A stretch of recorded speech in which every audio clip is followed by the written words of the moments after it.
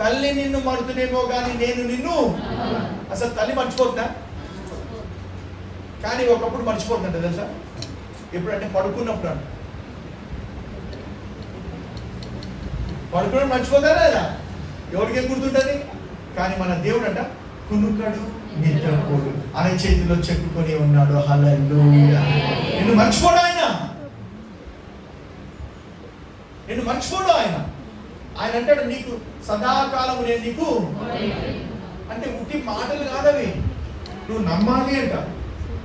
అందుకే భయపడదు. ఎవడు వచ్చినా దేవుడు నా పక్షమున ఉండగా నాకు నమ్మాలి అంటాడు. అందుకే అంటాడు నమ్ముట.